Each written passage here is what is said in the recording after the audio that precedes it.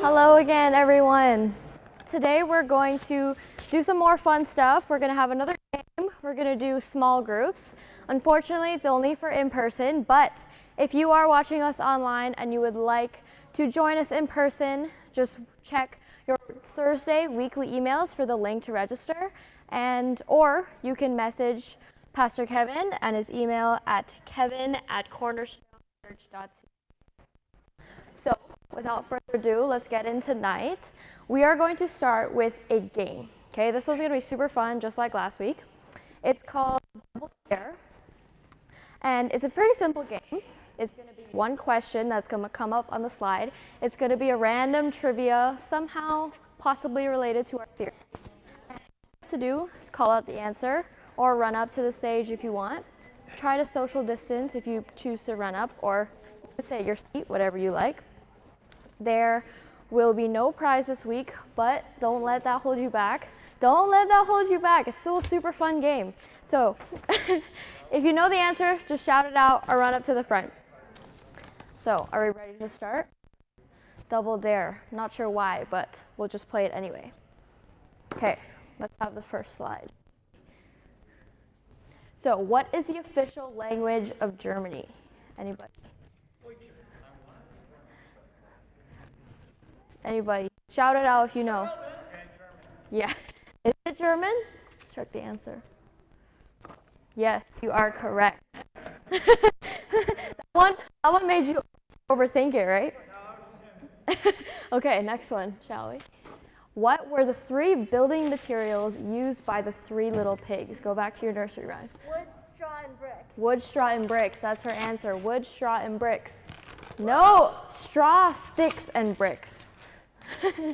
Close enough. 2 out of 3. Okay, next one. In your body, oh my, the cerebellum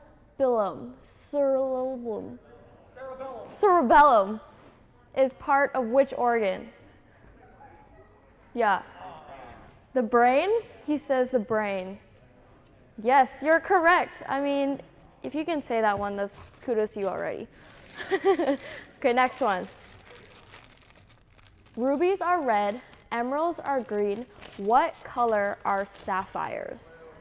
Blue? Wow, everybody. Okay, it's unanimous. Blue. You guys are all correct. Okay. Got a few more. So if you multiply the Friends TV group members by the Brady Bunch kids, how many members will you have? I know it's like Friday afternoon, probably don't want to do math, but it's quick. Nobody? Friends TV show, the amount of members multiplied by the Brady Bunch. 36? That was a guess? Okay, let's see if your guess is right. Yeah, 36 cast members. I mean, if that was a guess, pretty good guess. Okay. Sour, bitter, and sweet are 3 of the 4 areas of the tongue. What is the 4th? Spicy. Okay, let's see. Salty. Is that what you were going to say? Yeah, salty. Sour, bitter, sweet, and salty. Okay. Oh my. Morgans and palominos are what kind of animals? Morgans? Palominos. Just try it. Horses? Let's see. Is it? Yes, you are correct. Wow, these are like super random, fun trivia ones. General knowledge. Okay, I think we have 2 or 3 more. What is the most frequently sung song in English? ABC. ABC, happy birthday. Any more guesses? ABC and happy birthday, that's the 2 that we have. All I want for Christmas. I mean, Christmas is coming, so let's see what it is. Happy birthday. I mean, there is probably a birthday every day, so. All right, I think that is the last game. That's the last question. That was really fun, and honestly, general knowledge is like super fun. But there was like 6 questions for you. So now we're going to get right into it again. We have our friendly neighborhood youth pastor, coming to us to deliver the message for today. And so let's give him a warm welcome onto the stage. Yes, Pastor Kevin.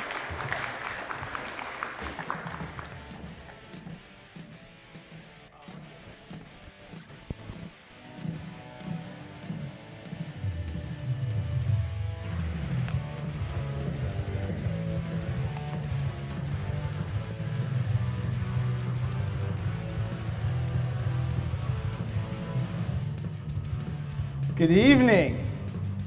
How are you guys doing? How are you guys doing? All right, everybody online, good to see you guys.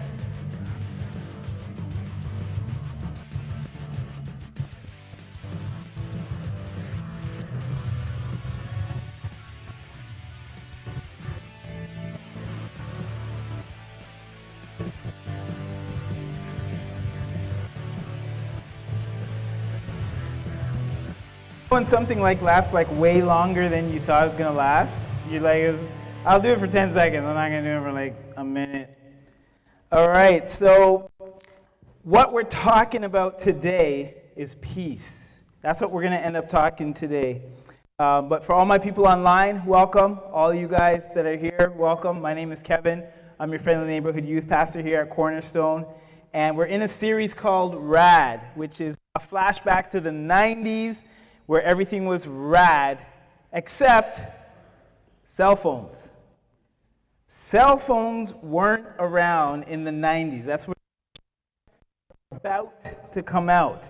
So instead of cell phones, does anybody know what we had? Flip phones? No, it's before phones. Pagers. We had pagers. So pagers were kind of like texting, except that you could only send a handful of messages at a time. You could only send a certain amount of characters, and so that meant you kind of had to get creative. So a lot of pagers could only send numbers, no letters.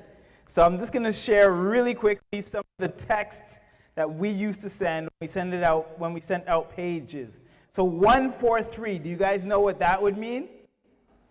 143. If someone sent 143, it would mean I love you because of the amount of letters in each word. What? I, 1, 4, love, 3, you. 14. If someone sent a 14, do you know what that would mean? Turn it upside down. What does it mean? Hi. So people would literally be sending you a page just saying hi. All right?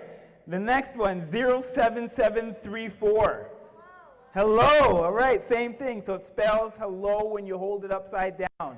477. Anybody know that one? That one is BFF, best friends forever. Same thing. Number of letters, same thing. 007, you should know that one. 007? Okay, Bond. James Bond. Secret. So if you texted someone, if you sent 007, it'd be like, oh, I have a secret to tell you. What about 121? 121. Okay, you're there. Yeah. 121 means we need to talk, right? Because you need to have a one-to-one conversation. So now you know some paging skills. So if something happens and all of the cell phones crash and we have to go back to pagers, you can tell people hi, you can tell people hello, you can say I love you, you can say we need to have a one-to-one, and you can say that we have best friends forever. So you're good to go. But when you're talking to someone, is there a phrase that makes you feel more nervous than when you hear your friend say, hey, we need to talk? It's the universal saying that makes you get tense. Whether you hear it from your parent, a parent says, hey, we need to talk. Or a boyfriend or a girlfriend, a teacher. I remember that actually happened to me once. Once I was in math class, and this was grade 13, which you guys don't have anymore, and it was finite. I was really bad at finite, and the teacher said to me, we need to talk. And my first test, I got 3 out of 33. Yeah. And then she said, we need to talk. And then I said, okay. And then she left the class. And she stuck her head back in. She was like she wanted to talk to me outside the class. So we go outside, and she's like, I don't think this is the class for you. And I'm like, I know it's not the class for me, but I need math. I need quick math.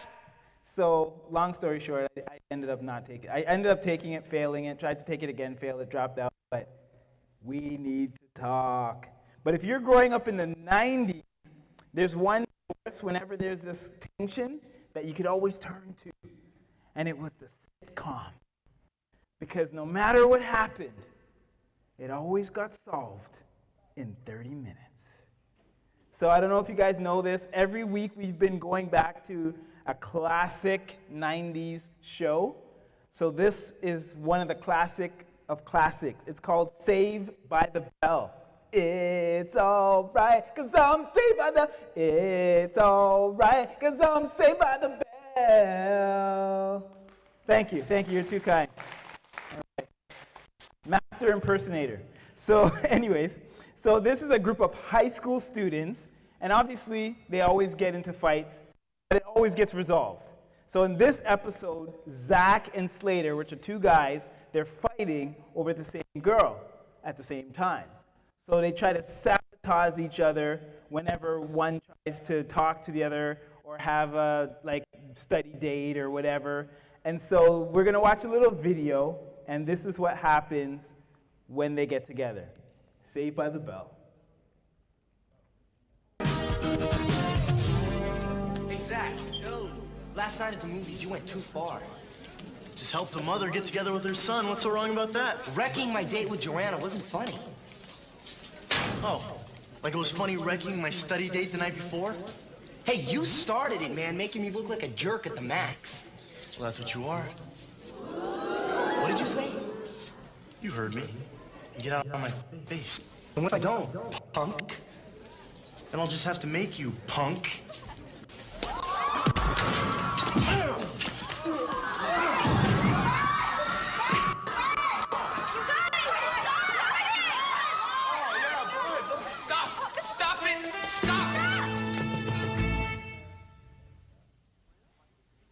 Good friends like the two of you fighting? All right, so yeah, like in this episode, you see they get in a fight. Obviously, they have their reasons. But if you're like me, you've been in a fight before. So we're going to do a little poll. I just want you to raise your hand. Raise your hand and put it down. Have you ever been in a fight, or have you been in a fight recently? Just put your hand up, put it down. Okay. Are you fighting with someone right now? Oh. In the middle of a fight, have you ever done something that you regret?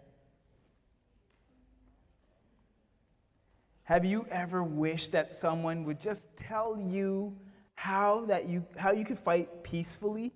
You know, instead of having these fights, that it would just be more peaceful? Okay. We all know what it's like to fight, but we all don't know how to make peace. So why does this matter? Why does this matter to God, and why should this matter to us? Today we're just going to talk about having fights and making peace, because God has something to say about this that's pretty radical. But like we mentioned last week, there are a lot of people that thought that Jesus was too radical. Like we said, in the 90s, rad meant, like cool. But here we're talking about being different and being revolutionary and, like turning the world upside down. And that's what Jesus did when he talked about God and when he came. So when Jesus was on earth, he said a lot of radical things. But the most radical was the Sermon on the Mount. So it's literally a sermon that he did on a mountain. That's why I got that name. But in this sermon, he looks at the world's understanding of God, and he kind of turns that upside down. So Jesus said things like, you've heard that it's like this, but I'm telling you it's like this. And he gave people a whole new wisdom and a whole new better way of understanding how to love God, how to love others. So now think back to that video that we watched later. Or think back to the last fight that you had. Maybe it was at home, or maybe it's something that's happening right now with you and a friend. So normally we think that if we win, that's the mark of success. Or you might think that like compromising is like a defeat. But listen to what Jesus says. In Matthew 5:9, it says this. If we can go to the next slide. Blessed are the peacemakers, for they will be called children of God. Blessed are the peacemakers, for they will be called children of God. So Jesus is telling us to be people who actually fight for peace. But we, like a lot of times, we fight for our own self-interest. Like in the video, they were fighting over what they wanted. But Jesus is calling us to fight for peace. And that's the opposite of human nature, because usually we want what's best for us. We don't want to compromise. It's the opposite of the world's understanding, because we celebrate when you're strong, when you dominate, and when you win. But Jesus, who's God himself, shows us a different way. It's not just about like being peaceful, like not saying anything, like, okay, I'm just not going to say anything anymore. It's actually about making peace. So it's active. And that's the difference. Like, think about how God made peace for us. There's a verse in the Bible in Romans 5:8. It says that, like, God demonstrates his love for us in this. While we were sinners, he died for us. So, like, we were over here, and we were, like, enemies of God, but God was, like, active in making peace. He didn't just sit over here and be like, oh, I'm not going to say anything, and, you know, I don't want to offend. But, like, he actually came to us while we were enemies and was active in making peace. And that's what Jesus is calling us to do. It's not enough to just say, well, there's this situation over there, and I don't want to get involved. Or what. You actually have to be active in terms of making peace. So that's what we want to be thinking about and wrestling with as we go into our small groups. Like, what would it look like in your family if you were active towards making peace? With your friends, your enemies, or your frenemies, what would it look like if you were active in making peace at your school? Like, what would it look like if you were active in making peace world? That's radical. Is that radical people fight for peace. Radical people fight for peace. So now what do we do? Now that we've kind of talked about it or started to talk about it, what do you think God wants us to do about it? Well, like I was saying, like when Jesus, and through his life, his death, and his resurrection, like that made peace with us. So if you're looking for peace, the best way to find that is through Jesus. Like, that's the only way you're truly going to find peace. And if you have that peace with God, then it's your job to share that with others. And it's your job to help make peace where peace isn't. So again, I want to challenge you, instead of fighting for yourselves, I want you to fight for peace. So we're actually going to do an activity that just will help us to, it's been done for like thousands of years. So I want everybody to stand up online. You guys can participate in this too. So it's just called Peace Be With You. So for centuries, followers of Jesus all over the world have practiced a simple but meaningful gesture. And so I'm going to teach you guys. It's just called passing the peace. So you reach out your hands. If you're online, reach out your hands. I'm reaching out my hands to you. If you're here, you reach out your hands. You can actually like reach it out towards someone, right? So, you know, if you're in the front row, you can turn around. But yeah, you want to reach out to someone. If it wasn't for like COVID, we would actually put your hand on someone's shoulder, or you could even high five them or hug them, but COVID. So yeah, you're going to reach out your hands and you would shake hands or whatever, and that kind of symbolizes that despite your differences, you still want to exchange peace. You still want to share peace. You still want to accept peace. So you would say, peace be with you. And that's something when you read the Bible, Jesus has said that to his followers. So you would say, peace be with you. So what I want you guys to say is I want one person to, if you're facing someone, if you're sitting with someone, I want you to say, God's peace be with you. And then the other person is going to say, also with you. So online, you guys can do it if you're here. I'm going to do it with the people online. So online people, you need to say also with you. So God's peace be with you.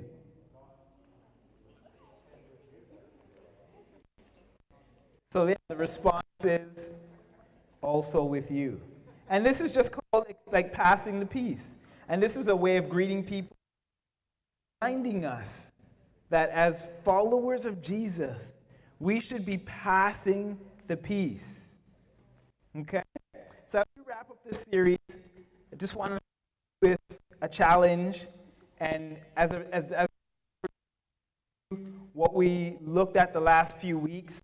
So in week 1, we looked at, if we can go to the next slide, radical people listen more than they speak. So maybe God is calling you to listen more. Maybe God wants you to listen more. Be slow to speak, quick, slow to speak, and slow to become angry. Or maybe it was in week 2, and it's about playing favorites. So radical people don't play favorites. So maybe, God wants you to treat everybody equally and not, treat some people good at the expense of another. Or maybe you need to watch your words. That's what we looked at last week. Maybe you need to watch your words. And the last one is what we looked at today. Radical people fight for peace. So maybe one of these things are what really speaks to you, and that's what you're going to take away from this series. You can talk about it as you guys go into your small groups. But think about 2,000 years ago, the world changed when Jesus came. That peace, the radical love of God. So what are you going to do about it? So I'm going to call Mia back to the stage, and she's going to dismiss you guys into small groups. Peace be with you. And with you as well. All right, and thank you guys who are watching online, and Mia's going to dismiss you guys.